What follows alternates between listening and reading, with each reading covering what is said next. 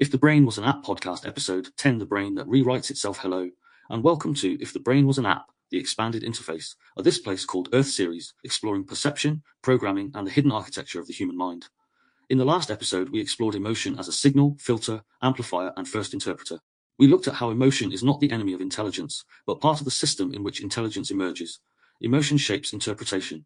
Interpretation shapes behavior, and when behavior is repeated, it begins to become a pattern. That is where episode 10 begins. You are not fixed, you are patterned, because if emotion shapes what you interpret and interpretation shapes what you do, then the next question is not only what you feel or what you think or what you believe. The next question is, what is your system rehearsing? What are you repeating? What emotional states do you return to? What reactions have become familiar? What behaviors feel automatic? What identities have been built through repetition?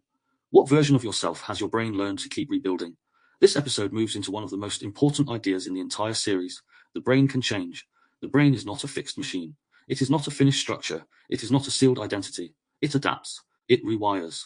It reorganizes itself through attention, repetition, behavior, environment, relationship, and use. This is often called neuroplasticity, but the word itself can become too neat if we are not careful. It can make change sound easy, almost mechanical, as if the brain simply updates when you download a new belief, learn a new idea, or decide to become different. But change is not just an update. Change is a repatterning, and repatterning takes more than insight. That is the tension at the heart of this episode. You are not fixed, but you are patterned. And patterns can be changed, but they are also protected. They are repeated because somewhere in the system they made sense. They gave relief. They reduced the threat. They created identity. They preserved belonging. They helped you survive. They kept something predictable. Even when a pattern hurts, it may still feel safer than the unknown. This is why change is possible but resisted. You can know something is unhealthy and still return to it. You can understand a pattern and still repeat it. You can see the loop and still feel pulled back into it. You can say, I know better, while the body still moves towards the old response. You can want freedom and still choose familiarity. You can want peace and still return to conflict. You can want intimacy and still protect yourself from being seen. You can want self-trust and still seek validation. You can want a new life and still rehearse the emotional architecture of the old one. That does not mean you are weak. It means the pattern is embodied. A pattern is not only an idea. It is a route the system has learned, a pathway, a sequence, a familiar prediction, a body state, a nervous system expectation, a behavioral loop. Something happens and the system knows where to go. A tone activates defense. Silence activates abandonment. A mistake activates shame. A demand activates collapse. A conflict activates over-explaining. A feeling of emptiness activates seeking. A moment of uncertainty activates control. The system does not need to think about it. It has rehearsed the route. This is why awareness matters. But awareness alone is not always enough. Awareness may show you the pattern. It may reveal the loop. It may explain why you react, why you withdraw, why you chase, why you collapse, why you defend, and why you repeat. But the body still has to learn another way. The nervous system still has to experience a different route enough times for the new route to become available. Insight opens the door. Repetition teaches the body how to walk through it. That line matters because many people shame themselves for not changing immediately once they understand something. They think, I know why I do this, so why am I still doing it? But knowing why a pattern exists is not the same as having a new pattern installed. Understanding is the beginning of change, not the completion of it. The brain changes through what is repeated, not only through what is realized. If the brain was an app, this would be the part where we stop imagining change as a single setting and begin seeing it as repeated use. The system learns from what you do again and again. What you attend to, it strengthens. What you practice, it deepens. What you rehearse emotionally makes it easier to return to. What you avoid, it may be marked as more difficult. What you repeat in language, behavior, posture, attention, and relationship becomes part of the interface. So the brain that rewrites itself is not only rewriting through therapy, meditation, study, discipline, or conscious intention. It is rewriting all the time, through the conversations you keep having, through the feeds you keep scrolling, through the stories you keep repeating, through the emotional states you keep entering, through the people you keep allowing to shape your nervous system, through the environments you keep inhabiting, through the words you use about yourself, through the identities you defend, through the actions you choose when you are tired, triggered, lonely, ashamed, afraid, or seeking relief. Plasticity is not only personal development. Plasticity is the nervous system adapting to repetition. That means the question becomes very direct. What is shaping you through repetition?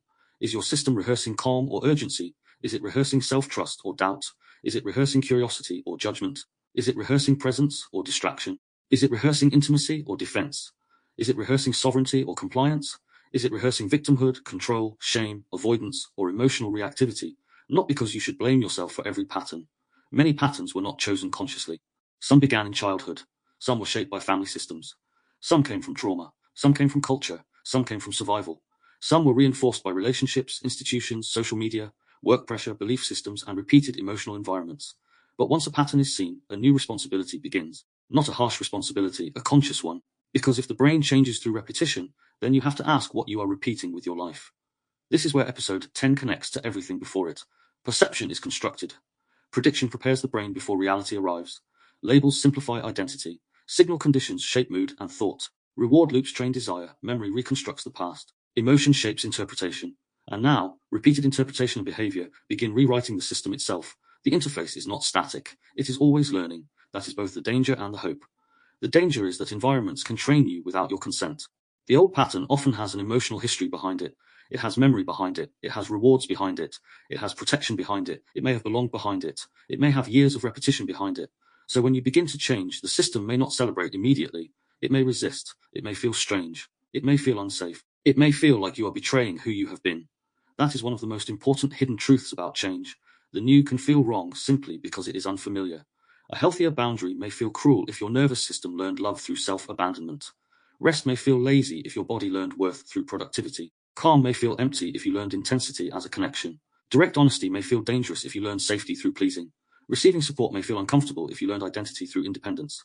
Stillness may feel threatening if your system learned to survive by constantly scanning. So when people say change is uncomfortable, it is not just a motivational phrase, it is a nervous system reality. The unfamiliar can trigger a threat. The new route has not yet been rehearsed. The body does not know if it is safe. The old pattern may be painful, but at least it is known. The new pattern may be healthier, but the system may not trust it yet. This is why the brain often protects what is familiar. Familiarity can feel like safety, even when the familiar is a wound. This is where deep compassion is needed. If you keep returning to an old pattern, it does not mean there is something wrong with you. It may mean part of you still believes the old pattern is protecting you. The avoidant part may be trying to protect you from rejection. The controlling part may be trying to protect you from chaos. The people-pleasing part may be trying to protect you from conflict. The defensive part may be trying to protect you from shame. The emotionally intense part may be trying to make sure you are finally heard. The detached part may be trying to keep you from being overwhelmed. Patterns are often attempted protections that have become prisons. That is why change requires more than force. Force may create short-term discipline, but if the underlying system still feels unsafe, it may snap back. Real change has to work with the pattern's function. What is this behavior doing for me? What does it protect? What does it avoid? What relief does it offer? What identity does it maintain? What fear would I have to feel if I stopped doing it? What would my nervous system need to choose differently? This is the difference between fighting yourself and repatterning yourself. Fighting yourself says, stop doing this. Repatterning asks, what has this pattern been doing and what new route can meet the deeper need with less cost? Fighting yourself creates shame. Repatterning creates learning. Fighting yourself treats the old pattern as an enemy. Repatterning treats it as outdated intelligence. That phrase matters. Outdated intelligence. Many patterns were intelligent once. They helped you adapt to an environment, relationship, family system, or emotional condition. But what helped you survive may not help you become whole. What protected you then may limit you now. What gave relief then may create suffering now. What kept you attached then may stop you growing now. So episode 10 is about the possibility of becoming less ruled by old routes. Not by pretending they never existed. Not by shaming them. Not by forcing an instant transformation. But by seeing them, understanding their function, and beginning to repeat something else. A small pause instead of an automatic reaction. A breath before the reply. A boundary instead of resentment. A question instead of an accusation. Movement instead of spiraling. A direct conversation instead of withdrawal. A moment of self-recognition instead of seeking external validation. A slower rhythm instead of urgency. A different sentence about yourself. A different relationship to the feeling. A different response repeated often enough that the brain begins to learn. This is also possible. That is how change begins to become embodied. Not as an idea, but as a repeated experience. The body learns, I can feel shame and stay present. I can feel anger and not attack. I can feel fear and still check reality. I can feel desire and not immediately obey it. I can feel uncertainty and not collapse into control. I can be seen and survive. I can rest and still have worth. I can say no and still be connected. I can change and still be myself. Or perhaps more accurately, I can change and become more myself. Because many patterns are not the self. They are adaptations around the self. Protective architecture, learned responses, emotional habits, somatic scripts, identity loops. The real self is often not what disappears through change. It is what becomes more available when the old protections no longer have to run the whole system.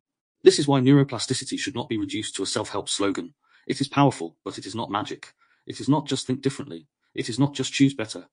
It is not just rewire your brain as if the whole emotional history of a person can be updated by willpower alone. The brain rewrites through repeated lived experience, and repeated lived experience includes state, environment, relationship, meaning, and body. Change has to be practiced in the nervous system, not merely declared in the mind. That is the opening hook of episode 10. You are not fixed. You are patterned, and what has been patterned can begin to be repatterned. But the brain does not change simply because you dislike the old pattern. It changes in the direction of what you repeat. So if you repeat fear, fear becomes easier. If you repeat avoidance, avoidance becomes easier. If you repeat a self-attack, the self-attack becomes easier. If you repeat presence, presence becomes easier. If you repeat a regulation, the regulation becomes easier. If you repeat honesty, honesty becomes easier. If you repeat courage, courage becomes easier. If you repeat a new way of meeting yourself, the brain begins to build a new route. The question for this episode is simple, but not easy. What are you rehearsing? What would happen if you began rehearsing the self you are trying to become, rather than the survival pattern you learned to repeat? Part 2 Anchor Concept, Neuroplasticity. The brain rewrites through repetition. The anchor concept for this episode is neuroplasticity. The brain's ability to change, adapt, reorganize, strengthen pathways, weaken pathways, and reshape itself through experience. But the important thing is not just that the brain can change. The important thing is how it changes. The brain does not change only because you want it to. It does not change simply because you understand something intellectually. It changes through repetition, attention, emotion, behavior, environment, and use. The brain changes in the direction of what is repeated. That is the central line. Whatever the system rehearses, it becomes more prepared to repeat again. If a certain reaction is practiced enough times, the route becomes easier. If a certain fear is activated again and again, the body becomes quicker to prepare for it. If a certain story is repeated often enough, the mind begins treating it as a familiar truth. If a behavior gives relief repeatedly, the nervous system learns to return to it. If a relationship pattern is rehearsed over the years, the body may begin calling that pattern normal, even when it is painful. This is why change is both possible and difficult. The possibility comes from plasticity. The difficulty comes from patterning. The brain can rewrite itself, but it has already been writing. It has already been shaped by what you have lived, practiced, survived, feared, desired, avoided, believed, and repeated. By the time you decide to change, you are not beginning with a blank slate. You are beginning with a system that already has routes, expectations, protections, habits, shortcuts, and emotional grooves. A pathway is not just a thought. It is a learned direction. A person may have learned to defend before listening. Another may have learned to please before speaking honestly. Another may have learned to withdraw before being rejected. Another may have learned to overthink before trusting the body. Another may have learned to control before uncertainty appears. Another may have learned to chase validation before sitting with the feeling of not being seen. These patterns do not appear from nowhere. They are shaped through repetition. A child repeatedly criticized may learn to scan for judgment. A person repeatedly dismissed may learn to fight harder to be heard. Someone repeatedly overwhelmed may learn to detach from feeling. Someone rewarded for achievement may learn to equate rest with failure. Someone who found relief through distraction may learn to escape discomfort before understanding it. Over time, the repeated route becomes faster than conscious choice. This is why you can catch yourself reacting before you have decided to react. The body has remembered the sequence. The cue appears, the state shifts, the behavior begins. A tone of voice, a message left unread, a look on someone's face, a small failure, a moment of silence, a feeling of uncertainty. The brain predicts from past repetition and prepares the familiar response. This does not mean you cannot change. It means change has to meet the system where it actually operates. You are not only changing beliefs, you are changing predictions. You are changing emotional expectations. You are changing body responses. You are changing the route that becomes available under pressure. That is why neuroplasticity is not an instant transformation. It is an adaptation through repeated signals. The word plasticity can sometimes be presented as though the brain is endlessly flexible in a simple way. And yes, the brain has a remarkable capacity to adapt, but it adapts to what is repeated, whether that repetition is helpful or harmful. The same plasticity that allows healing can also strengthen dysfunction. The same learning system that can build new habits can also deepen old loops. The same adaptability that lets someone recover, grow, and develop new capacities can also make them more reactive in a reactive environment, more distracted in a distracted environment, more fearful in a fear-based environment, and more dependent in a dependency loop. So plasticity is not automatically positive. Plasticity means the system is shaped by use. That makes the environment incredibly important. If your environment repeatedly exposes you to urgency, comparison, emotional conflict, overstimulation, shame, or instability, the brain learns from that. If your daily rhythms repeatedly fragment attention, the brain adapts to fragmentation. If your social world repeatedly rewards outrage, the nervous system learns that outrage creates belonging. If your relationships repeatedly require self-abandonment, the body learns that connection means losing yourself. If your work culture repeatedly rewards overextension, the system learns that exhaustion is normal. This is why the brain cannot be understood apart from the world it keeps adapting to. The brain rewrites through lived conditions, and this ties directly into the wider arc of this series. In earlier episodes, we explored perception, prediction, labels, signal, reward loops, memory, and emotion. Neuroplasticity sits underneath all of them because each one becomes stronger through repetition. A repeated perception becomes a lens. A repeated prediction becomes an expectation. A repeated label becomes identity. A repeated reward loop becomes craving. A repeated memory story becomes self-definition. A repeated emotional reaction becomes a behavioral pattern. The brain is not just storing these experiences, it is adapting around them. This is why identity can feel so fixed. Identity is often repetition with a name. I'm anxious. I'm avoidant. I'm emotional. I'm logical. I'm not creative. I'm bad at relationships. I'm the strong one. I'm the one who has to cope. These may begin as descriptions, but repeated often enough, they become instructions. The brain begins organizing behavior around identity. The nervous system begins predicting from it. The person begins choosing, avoiding, interpreting, and remembering through it. But if identity is a partly repeated pattern, then identity can also be updated through repeated new experiences. Not by pretending to be someone else, but by giving the system evidence that another way of being is possible. One honest conversation becomes evidence. One boundary becomes evidence. One moment of staying present with emotion becomes evidence. One act of rest without guilt becomes evidence. One refusal to chase the old loop becomes evidence. One new response under pressure becomes evidence. At first, the new evidence may feel weak compared with the old pattern. That is normal.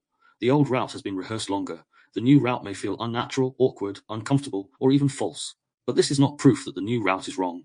It may simply mean it has not yet been repeated enough to feel like you. This is where many people misunderstand change. They expect the new behavior to feel authentic immediately. But often, the old pattern feels authentic because it is familiar, not because it is true. The new behavior may feel strange because it has not yet been embodied. A person learning to speak honestly may feel cruel at first. A person learning to rest may feel lazy. A person learning to receive may feel exposed. A person learning to stay calm may feel empty. A person learning to stop over-explaining may feel unsafe. The nervous system may confuse unfamiliarity with danger. So neuroplasticity requires patience. It requires repetition without immediate emotional proof. It requires understanding that the new route may feel unstable before it feels natural. It requires the ability to practice a different response, even while part of the system wants to return to the old one. This is why small repetitions matter. People often imagine change as a dramatic transformation, but the brain often learns through repeated small deviations from the old pattern.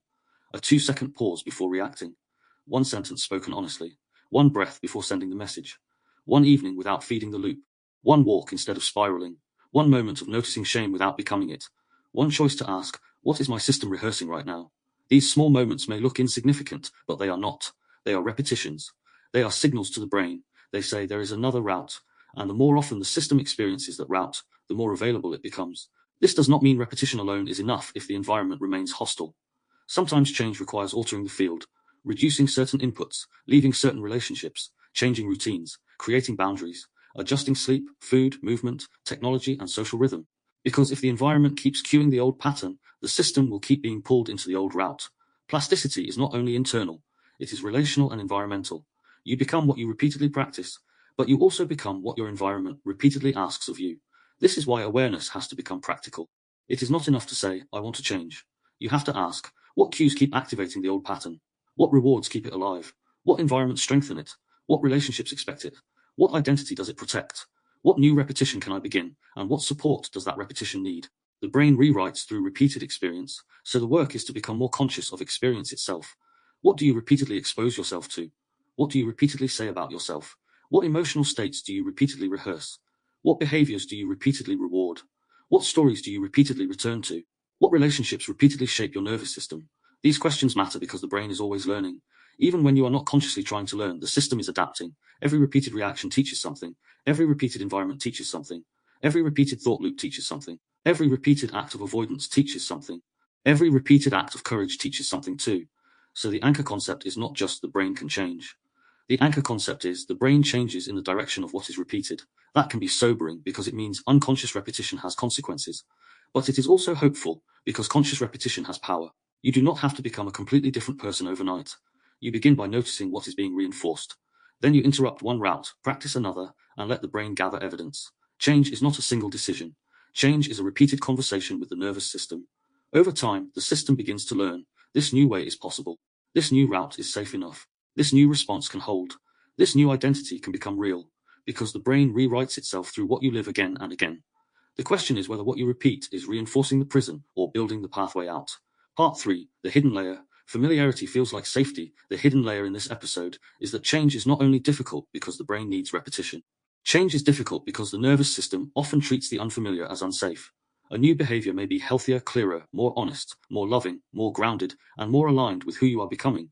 But if it is unfamiliar to the body, it may still feel wrong at first. Not because it is wrong, but because the system has not yet learned it as safe. This is one of the quietest reasons people return to old patterns. They may know the old pattern hurts, they may see the consequences, they may understand the loop, they may even want something different with complete sincerity. But when the moment comes to choose the new response, the body hesitates. The old route is painful, but known. The new route may be freeing, but unknown. And to a nervous system shaped by survival, known pain can sometimes feel safer than unknown freedom. The system may choose the familiar wound over the unfamiliar freedom. That line matters because it explains so much of human behavior that looks irrational from the outside. It may feel like a threat. That is why people often misread the discomfort of growth. They think, this feels wrong, so I must be doing the wrong thing. But sometimes what feels wrong is simply what has not yet become familiar. A boundary may feel cruel because your system learned connection through compliance. Silence may feel unbearable because your system learned safety through constant checking.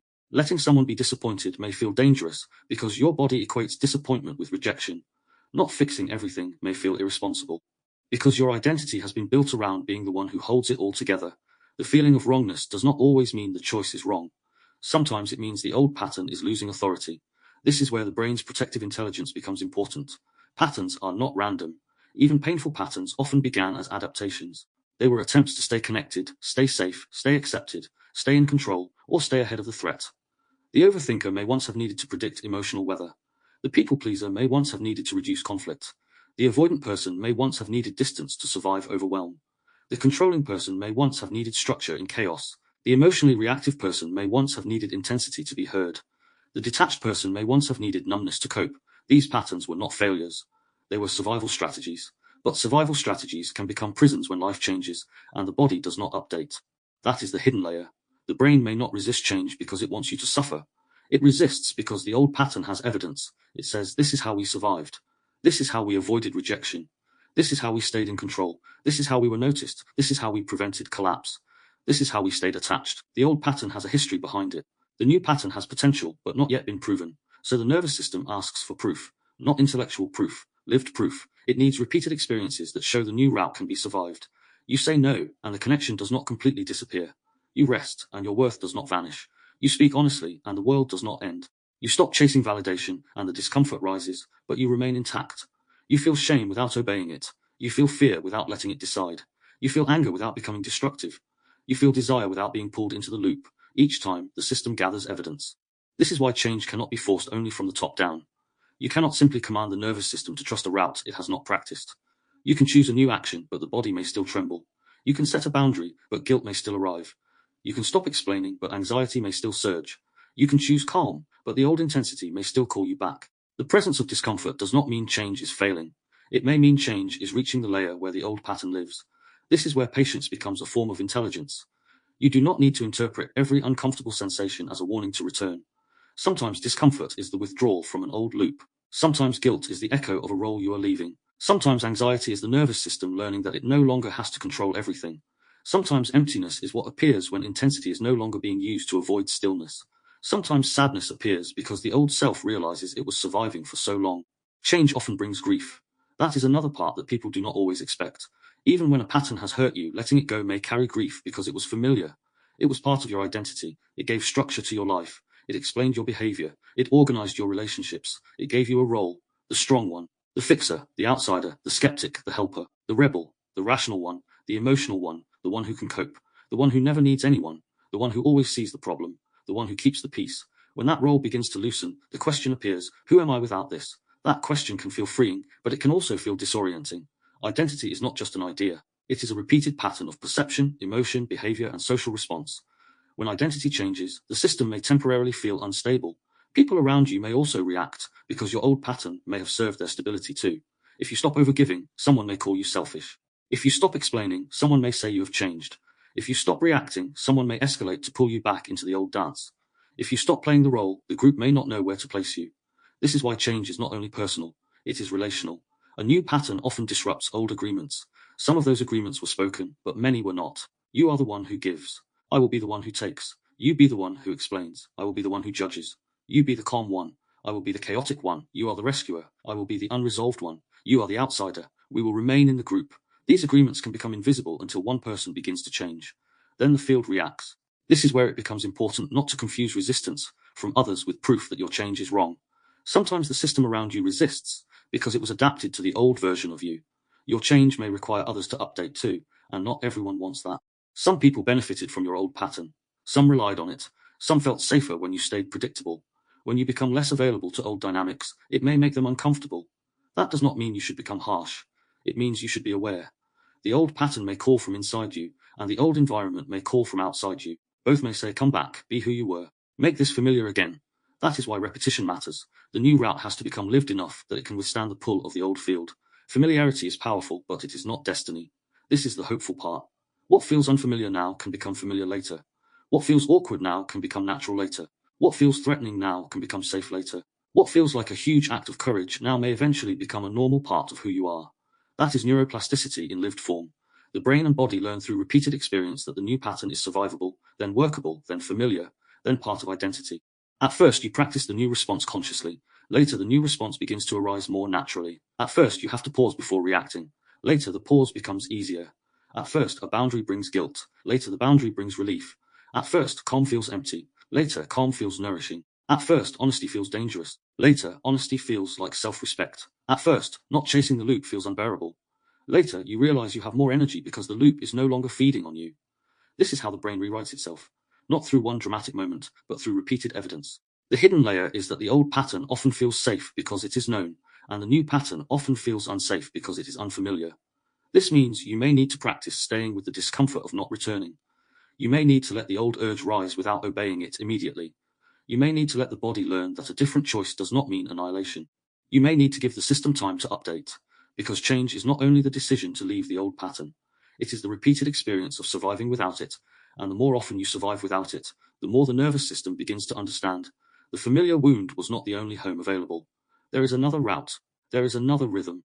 There is another version of you that does not need to keep repeating what once protected you. That is where freedom begins to become embodied. Part 4, the expansion field. Habit loops, identity reinforcement, and behavioral programming. This is where neuroplasticity moves from the brain as an individual organ into the wider field of habit, identity, environment, technology, relationships, and cultural reinforcement. Because the brain does not rewrite itself in isolation. It rewrites through repeated loops. Cue, state, behavior, reward, repetition. Something triggers the system, the body shifts, a behavior follows. Some kind of reward, relief, confirmation, or familiar outcome appears. Then the loop becomes more likely to repeat. A cue can be external or internal. A notification, a tone of voice, a certain person, a room, a time of day, a headline, a memory, a feeling of loneliness, a wave of shame, a moment of boredom, a sense of uncertainty. Once the cue appears, the body enters a state. It may become tense, restless, alert, defensive, hopeful, ashamed, hungry for validation, or ready to escape. Then the behavior follows. You check, explain, withdraw, argue, please, control, eat, buy, avoid, chase, or freeze. Then comes the reward. The reward is not always pleasure. Sometimes it is relief. Sometimes it is certain. Sometimes it is the avoidance of shame. Sometimes it is the feeling of control. Sometimes it is belonging. Sometimes it is simply returning to what is familiar. The behavior gives the system something, even if it costs you later.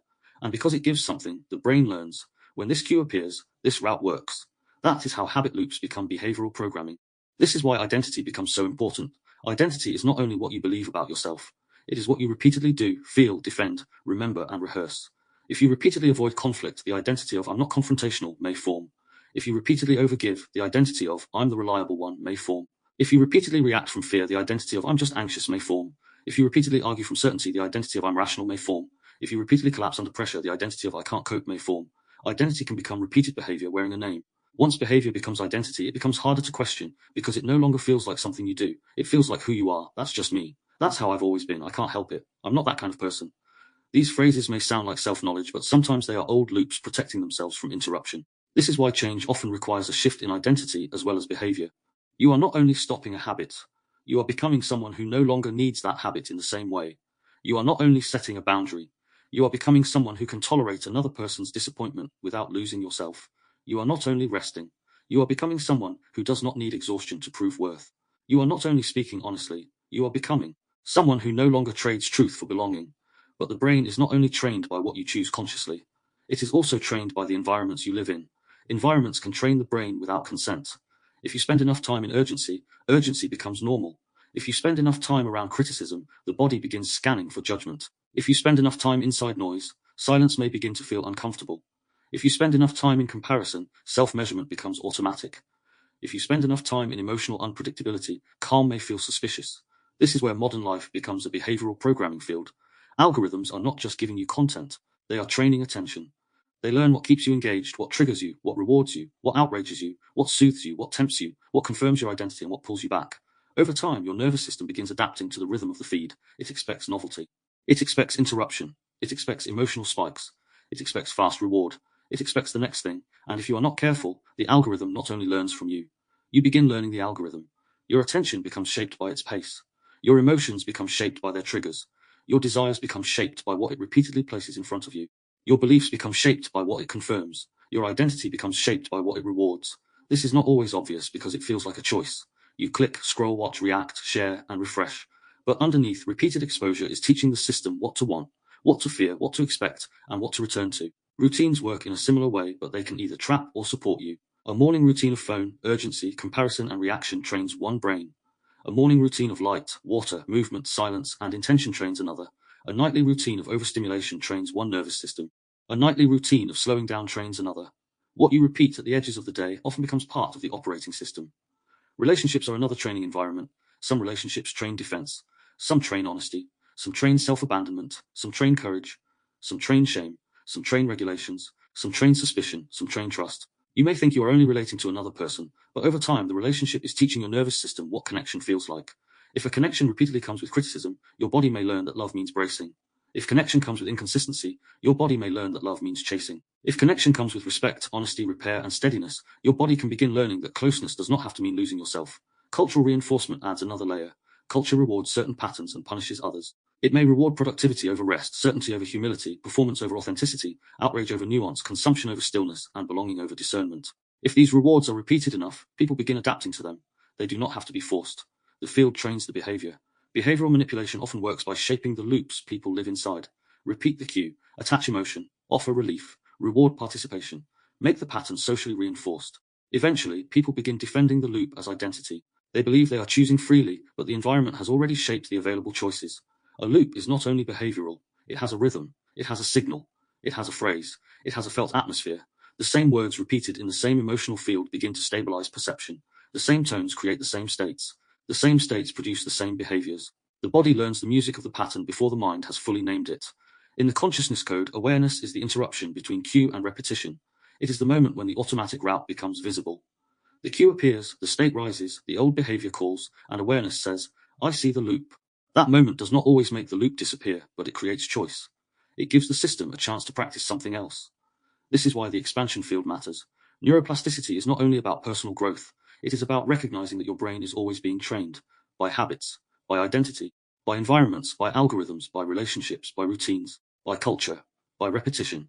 The question is not whether you are being shaped, you are. The question is whether you are conscious of what is shaping you, because every repeated cue teaches the system, every repeated reaction strengthens a route, every repeated reward confirms a behavior, every repeated identity narrows or widens the possibilities. Every repeated environment either deepens the old pattern or helps build a new one. So the work is to notice the loop before calling it the self. What cue starts it? What state does it create? What behavior follows? What reward keeps it alive? What identity does it reinforce? And what new repetition could begin to teach the brain another way? Part 5 Field Case. Why do I keep doing this when I know better? The field case for this episode is the moment a person says, why do I keep doing this when I know better? This question appears in so many forms. I know I should not react like that. I know I need to stop checking. I know this relationship pattern hurts me. I know I need to rest. I know I should speak honestly. I know I should not keep abandoning myself. I know this loop does not help me. And yet, when the cue appears, the old behavior returns. The person understands the pattern logically, but repeats it emotionally or somatically. This is where many people begin shaming themselves. They think knowledge should be enough. They think once the pattern is visible, it should immediately lose power. But knowing a pattern and being able to interrupt it under pressure are not the same thing. Insight begins the change, but it does not automatically rewire the body. The old loop has speed. It has repetition. It has an emotional history. It has a reward. It has a nervous system route already built. The new choice may exist in the mind, but the old route still lives in the body. That is why someone can understand their behavior and still repeat it. The logic says, do not do this. The body says, this is what we know. The mind says, choose differently. The nervous system says, this route has kept us safe before. The conscious self says, I want change. The pattern self says, return to what is familiar. And in the moment of activation, the faster system often wins. Imagine someone who knows they over-explain when they feel misunderstood. They may have done the reflection. They may understand where it came from. They may know that over-explaining drains them and often does not make the other person understand anyway. But then a message arrives. A tone feels dismissive. A comment touches the old wound, the body tightens, shame rises, the need to be seen, believed, and understood activates. Before they know it, they are writing paragraphs again, trying to prove, clarify, defend, and rescue the image of themselves in the other person's mind. Afterwards, they may think, why did I do that again? I know better. But in the moment, the loop was not running on knowledge. It was running in a state. The cue appeared. The body shifted. The old behavior promised relief. Over-explaining may not truly restore the person, but it gives the system something to do with the discomfort. It offers a temporary sense of control. It says, if I can explain this properly, I might be safe. That reward is enough to keep the loop alive. Or take the person who knows they need rest but keeps pushing. They may understand burnout. They may know the body is tired. They may even talk about nervous system regulation and the importance of recovery. But when they try to stop, guilt appears. Rest feels unproductive. Stillness feels like failure. The old identity says, you are the one who keeps going. So they return to doing, not because they do not understand rest, but because rest has not yet become safe in the body. Knowledge is not yet embodied. That line is important. Embodied knowledge is not just something you can explain. It is something the system has learned to trust. You do not just know that you can set a boundary. Your body has learned it can survive the discomfort afterwards. You do not just know that rest matters. Your nervous system has learned that your worth does not disappear when you stop producing. You do not just know that you can pause before reacting. Your body has practiced staying with the emotional charge long enough not to be carried by it. Until that happens, insight may be real, but fragile. Insight shows the door, but repetition teaches the body how to walk through it. This is why the old loop is often faster than the new choice. The old loop has been rehearsed many times. It does not require deep reflection. It does not need a full decision. It operates like a familiar path through a field. The grass is already flattened. The body knows where to step. The new path may be better, but it is still overgrown. You may know it exists, but under stress, the system returns to the path it can find quickly. This is not failure. It is learning history, and this is where compassion becomes practical. Not soft, sentimental compassion, but accurate compassion. The kind that says, of course, the old pattern is strong. It has been repeated for years. Of course, the new behavior feels awkward. It has not yet been rehearsed enough. Of course, I return to the loop under pressure. The cue was strong, the state was activated, and the old reward was familiar. This kind of compassion does not excuse the pattern. It makes the change more precise. Instead of saying, I should know better, you ask, where does the loop become faster than my awareness? That question gives you something to work with.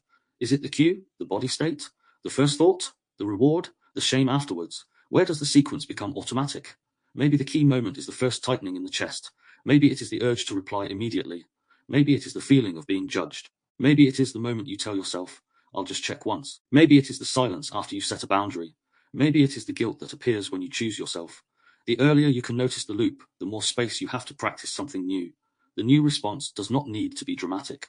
It may be small, a pause, a breath, a shorter reply, a delay before checking, a glass of water before scrolling, saying, I need a moment instead of defending, putting the phone down for 10 minutes, taking a walk before making the decision, letting the body feel guilt without reversing the boundary. These small interruptions matter because they begin teaching the nervous system that another route exists.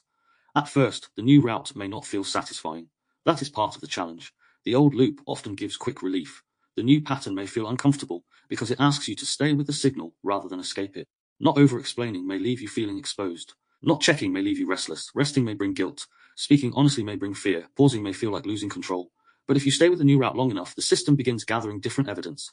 It begins to learn, I can survive not explaining. I can survive not checking. I can survive disappointment.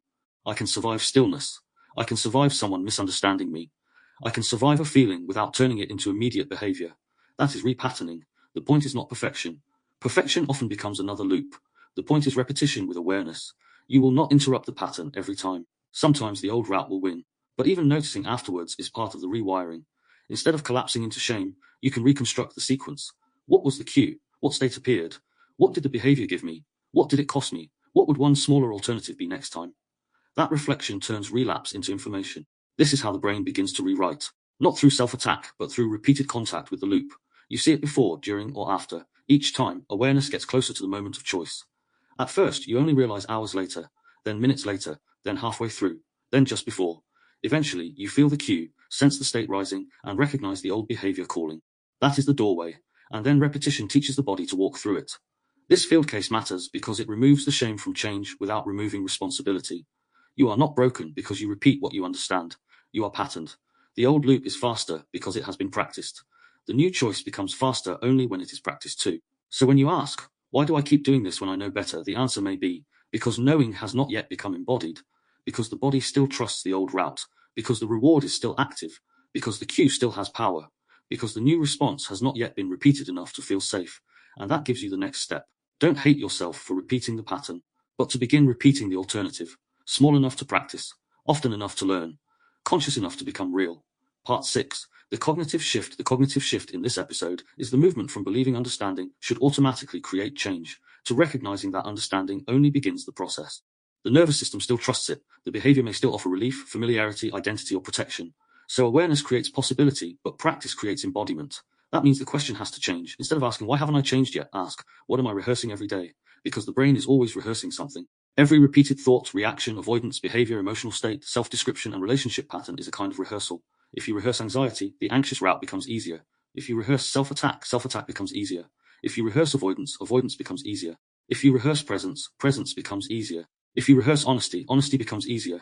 If you rehearse a regulation, the regulation becomes easier. The nervous system learns through what is lived again and again. This can feel uncomfortable because it reveals how much repetition is happening beneath intention. You may say you want peace, but rehearse urgency every morning. You may say you want self-trust, but rehearse checking for approval. You may say you want freedom, but rehearse the identity of being trapped. You may say you want closeness, but rehearse defense every time intimacy approaches. You may say you want change, but keep repeating the conditions that strengthen the old self. This is not a reason for self-blame. It is a reason for precision. The brain does not only listen to what you want, it listens to what you practice. That line is central. Wanting matters, intention matters, insight matters, but the nervous system is shaped by repeated experience. If your daily life keeps proving the old pattern remains reinforced. If the environment keeps cueing the same state keeps returning. If the behavior keeps producing relief, the loop stays alive. If the identity keeps being repeated, the brain keeps rebuilding it. So the cognitive shift is not about becoming harsher with yourself. It is about becoming more honest with the rehearsal. What do you practice when no one is watching? What do you practice when you are tired? What do you practice when you feel rejected? What do you practice when you are uncertain? What do you practice when you feel shame? What do you practice when silence appears? What do you practice when desire pulls? What do you practice when you are afraid? That is where the real training is happening. A person may practice self-awareness in the morning, but practice reactivity all afternoon. They may read about emotional regulation, but rehearse dysregulation through feeds, arguments, urgent media, and overstimulation. They may understand boundaries intellectually, but practice resentment by saying yes when the body means no. They may understand self-worth, but practice worthlessness through constant comparison. They may understand presence, but practice absence through distraction. The brain does not separate personal development from ordinary life. Ordinary life is where the rewiring happens. This is why small repetitions matter. People often imagine change as one huge breakthrough, but the nervous system often learns through small, repeated proof. One pause before reacting. One moment of noticing the body before replying. One boundary held through guilt. One evening when you do not return to the old loop.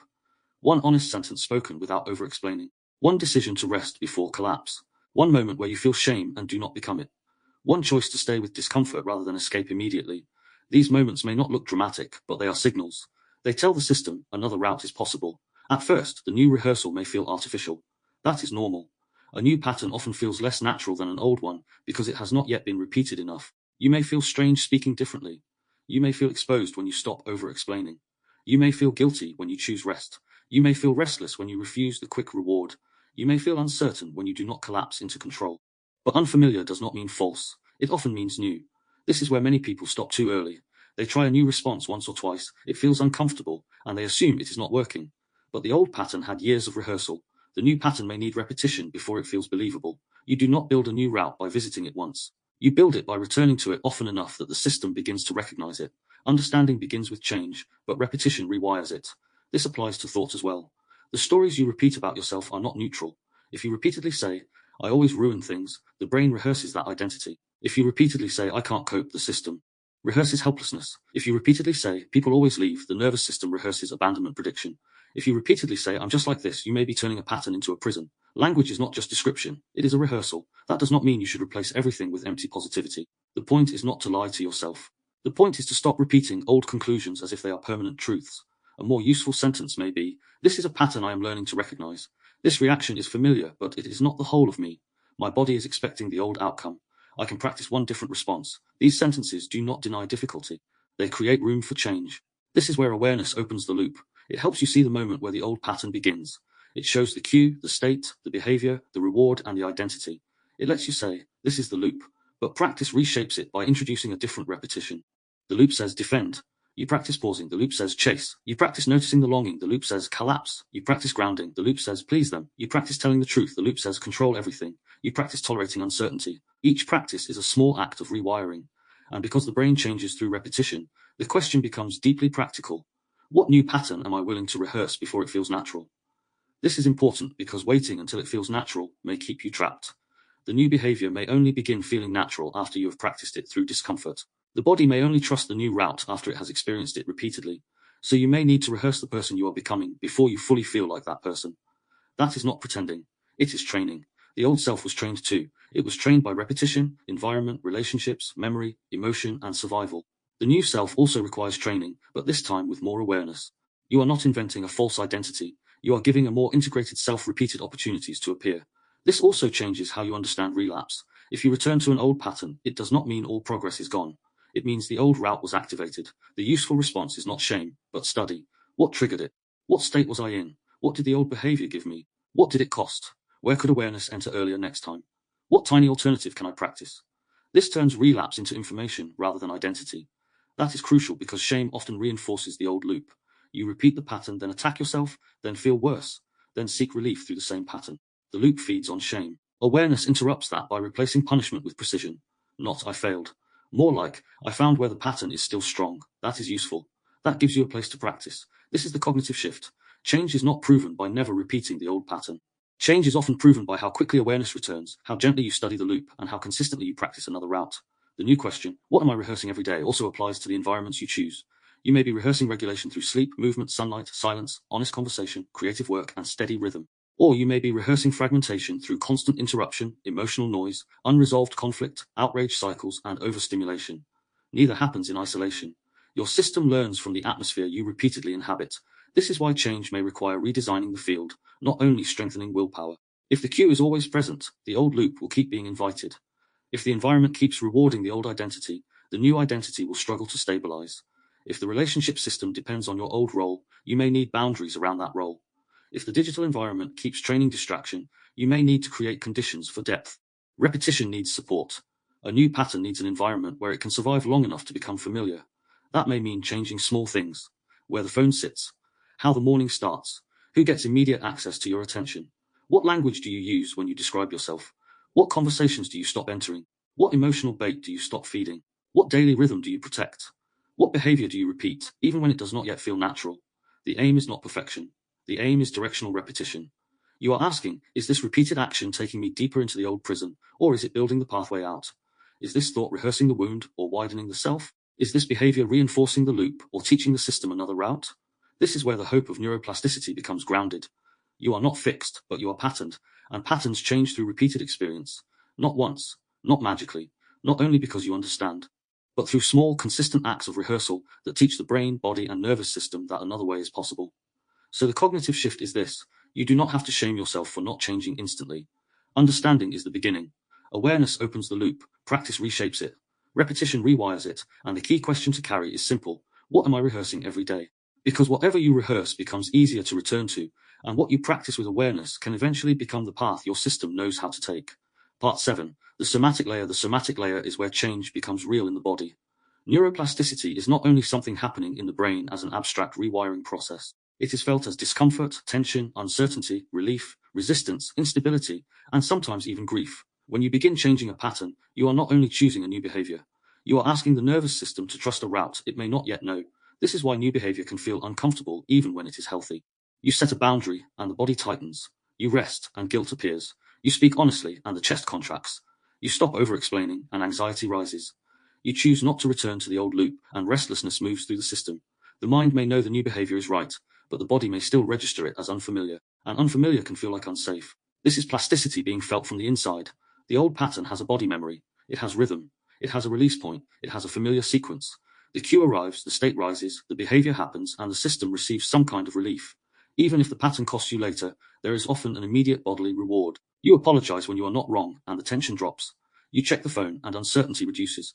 You over-explain, and shame feels temporarily managed. You withdraw, and exposure decreases. You control, and chaos feels contained.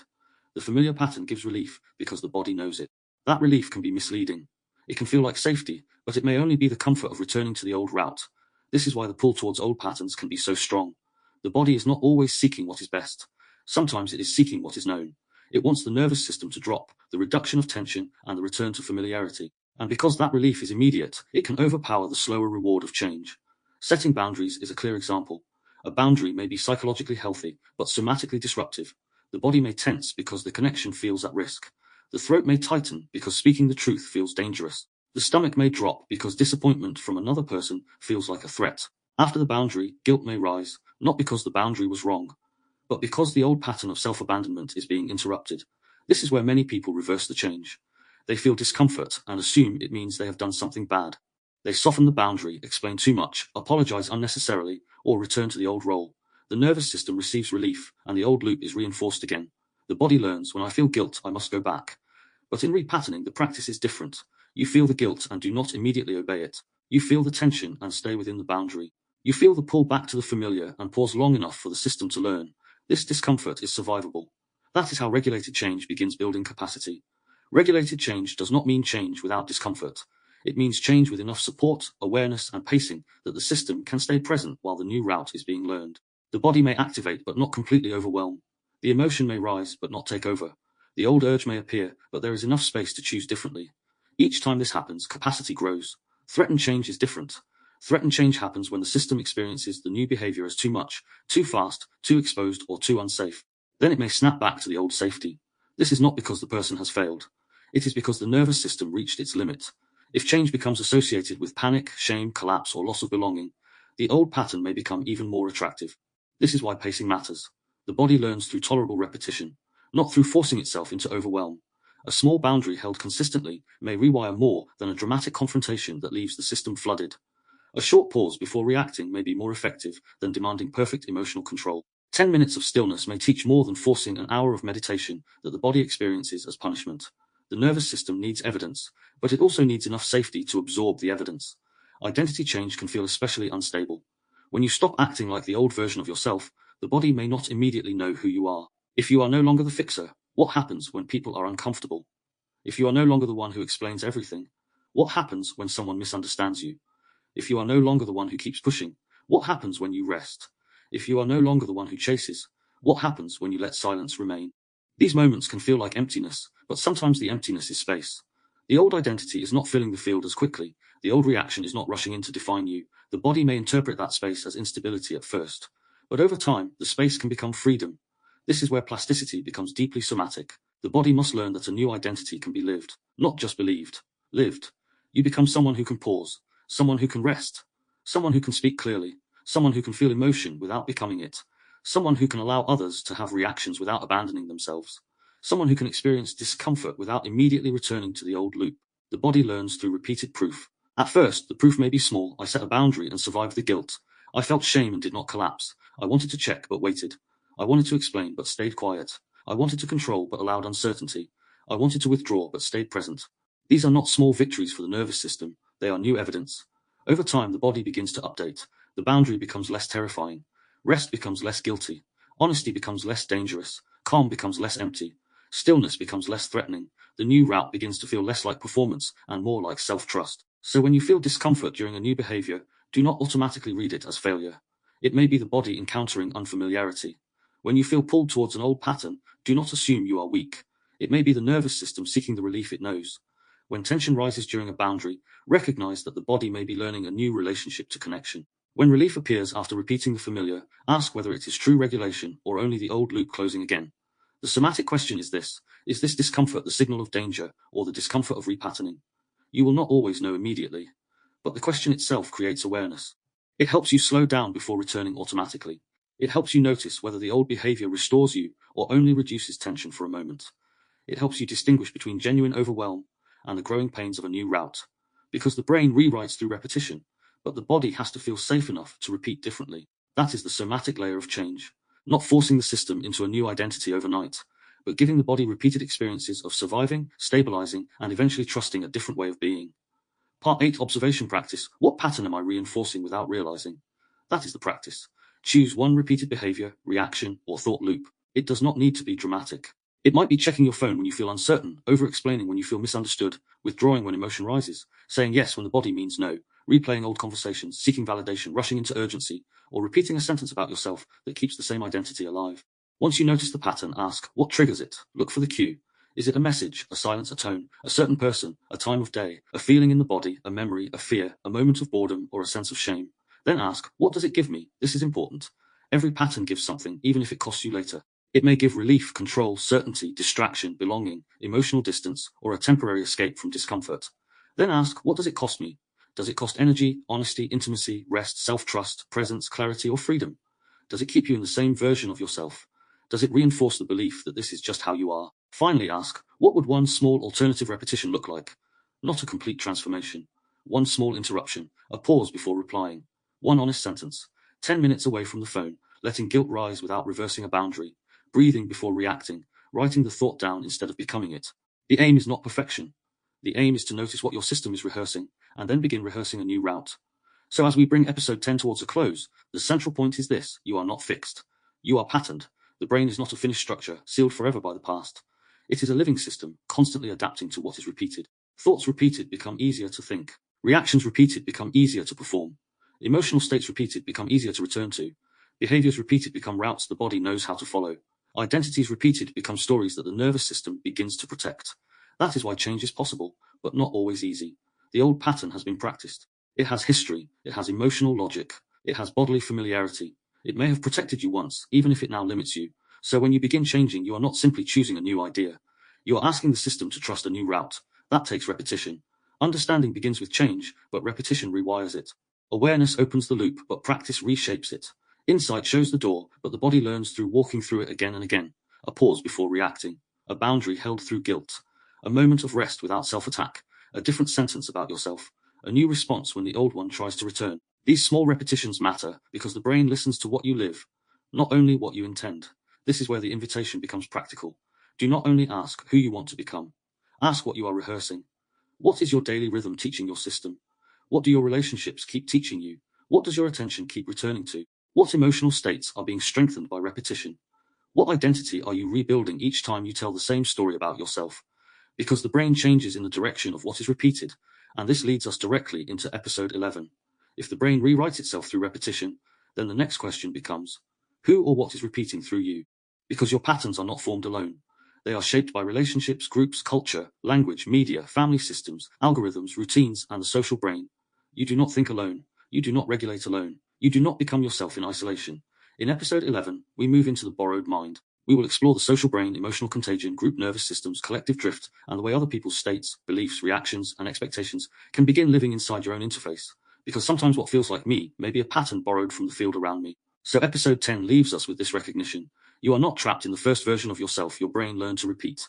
You may have been shaped by old loops, old roles, old wounds, old environments, and old emotional routes, but what has been patterned can begin to be repatterned. Not all at once, not through force, not through shame, but through repeated conscious contact with the person you are becoming. You are not fixed, you are patterned, and what has been patterned can begin to be repatterned. As we close this episode, I leave you with this. Notice what your system is rehearsing, and ask whether that repetition is rebuilding the past, or opening the pathway to something new. Until next time, thank you for joining me today. You've been listening to If the Brain Was an App podcast, the Expanded Interface, episode 10, The Brain That Rewrites Itself. I'm James Miller.